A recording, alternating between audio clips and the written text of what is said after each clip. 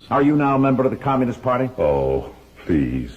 Please answer, will you, Mr. Robeson? What is the Communist Party?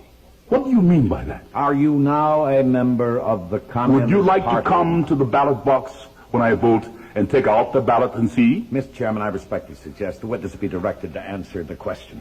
You are directed to answer the question. I invoke the Fifth Amendment and forget it. I respectfully suggest the witness be directed to answer the question whether, if he gave us a truthful answer, he would be supplying information which might be used against him in a criminal proceeding.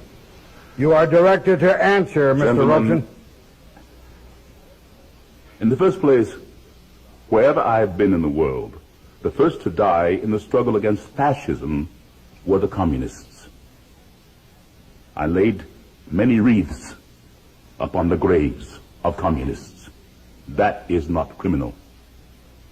Chief Justice Warren has been very clear that the Fifth Amendment does not have anything to do with the influence of criminality, and I invoke the Fifth Amendment. Have you ever been known under the name of John Thomas? Oh, please, does somebody here want me to put up a perjury someplace? John Thomas, my name is Paul Robeson, and anything I have to say, I have said in public all over the world, and that is why I'm here today. Mr. Chairman, I ask that you direct the witness to answer the question. He's making a speech. I ask you to affirm or deny the fact that your Communist Party name was John Thomas. I invoke the Fifth Amendment. This is really ridiculous. The witness talks very loud when he makes a speech, but when he invokes the Fifth Amendment, I can't hear him.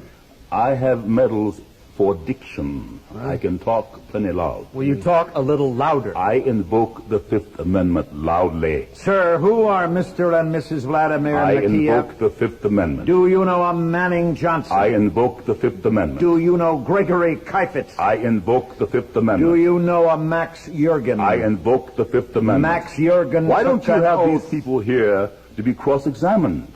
Could I ask whether this is legal? This is not only legal, but usual. By unanimous vote, this committee has been instructed to perform this very distasteful task. To whom am I talking? You're speaking to the chairman of the committee. Mr. Walter? Yes. The Pennsylvania Walter? That is right. Representative of the steel workers? That is right. And the coal mining workers? That is right. Not United States Steel by any chance. A great patriot. That is right. You are the author of the bills that are going to keep all kinds of decent people out of the country. No, only your kind. Colored people like myself. And you would let in the Teutonic Anglo-Saxon stock. We are trying to make it easier to get rid of your kind, too. You don't want any colored people to come in. Could I be allowed to read from my statement? Will you just tell this committee, please, while under oath, Mr. Robeson, the communists who participated in the preparation of that statement? Oh, please. The reason I'm here today, from the mouth of the State Department itself, is I should not be allowed to travel because I have struggled for the independence of the colonial peoples of Africa. The other reason I'm here today, again, from the State Department and from the record of the Court of Appeals, is that when I am abroad, I speak out against injustices against the Negro people in this land. That is why I'm here. I'm not being tried for whether I'm a communist. I'm being tried for fighting for the rights of my people, who are still second-class citizens in this country, in this United States of America. My mother was born in your state, and my mother was a Quaker. My ancestors, in the time of Washington, baked bread for George Washington's troops when they crossed the Delaware. My father was a slave. I stand here struggling for the rights of my people to be full citizens in this country. And we are not. We are not in Mississippi. We are not in Montgomery, Alabama. We are not in Washington. We are nowhere. And that is why I'm here today. You want to shut up every Negro who has the courage to stand up and fight for the rights of his people, for the rights of workers. And I have been on many a picket line for the steel workers, too. And that is why I'm here today. Would you tell us whether or not you know Thomas W. Young? I invoke the Fifth Amendment. Thomas W. Young is a Negro president of the Guide Publishing Company. I'd like to read you his testimony, quote, Paul Robeson has no moral right to place in jeopardy the welfare of the American Negro to advance a foreign cause. In the eyes of the Negro people, this false prophet is unfaithful to their country, and they repudiate him, close quote. Do you know the man that said that? I invoke the Fifth Amendment. Now, can I read my statement? It is a sad and bitter comment. While you were in Paris in 1949, Mr. Robeson, did you tell an audience the American Negro would never go to war against the Soviet government? May I say that is slightly out of context? May I explain to you what I did say? I remember the speech very well. 2,000 students who came from populations that would range to 600 or 700 million people asked me to say in their name that they did not want war. No part of my speech in Paris says 15 million American Negroes would do anything. I said it was my feeling that the American people would struggle for peace, and that has been since underscored by the President of these United States. Now, in passing, I said... Do you know any people who want war? Listen to me. I said it was unthinkable to me that any people could take up arms in the name of a man like Senator Eastland of Mississippi against anybody. Gentlemen, I still say that. This United States government should go to Mississippi and protect my people. That is what it should do. I lay before you, sir, an article, quote, "I am looking for full freedom," unquote, by Paul Robeson in The Worker.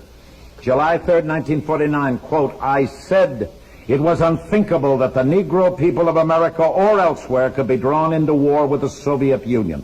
I repeat it with 100-fold emphasis, they will not," close quote. And, gentlemen, they have not.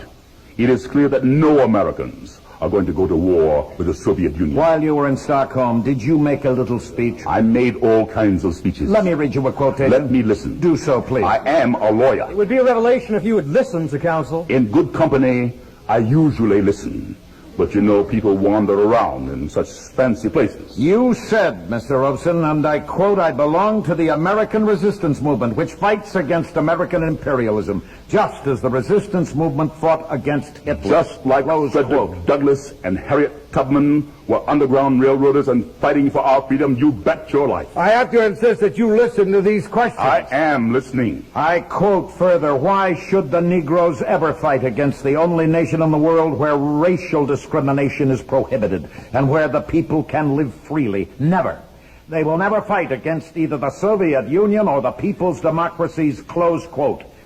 Did you make that statement? I do not remember, but what is perfectly clear today is that 900 million people, other colored people, have told you they will not.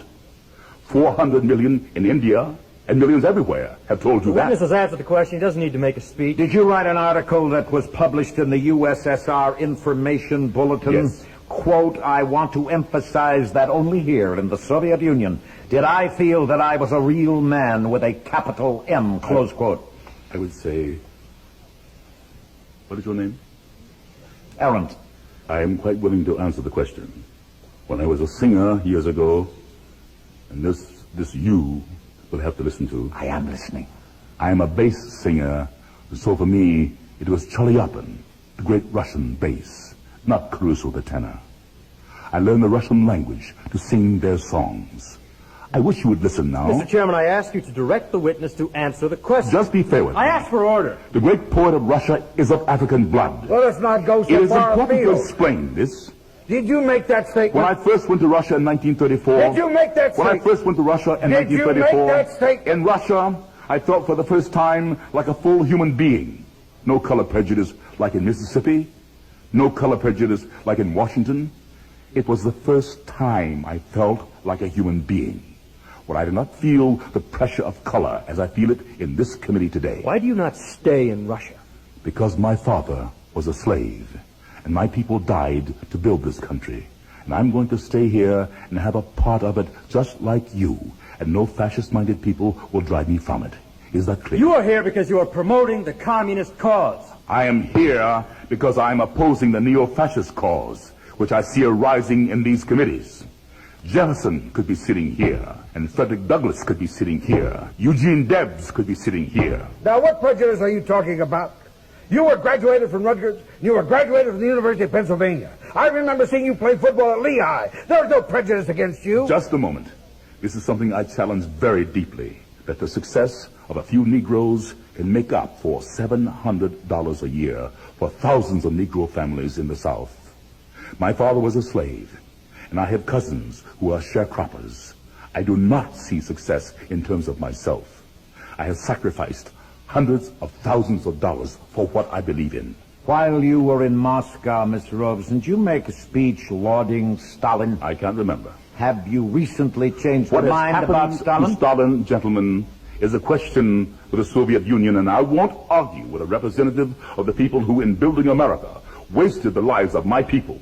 You are responsible, you and your forebears, for 60 to 100 million black people dying in the slave ships and on the plantations. Don't you ask me about anybody. I'm sure you wouldn't want to discuss with us the slave labor camps in the Nothing Soviet could build Union. more on slavery than this society, I assure you. I would invite your attention to the Daily Worker of June 29, 1949, with reference to a get-together with you and Ben Davis, formerly communist councilman in New York. Do you know Ben One Davis? of my dearest friends. He is as patriotic an American as can be, and you, gentlemen, are the non-patriots. Just a minute. You are the un-American. The hearing is now adjourned. I think it should be. I've endured all of this that I can. Can I read my statement? No! The meeting is adjourned. It should be.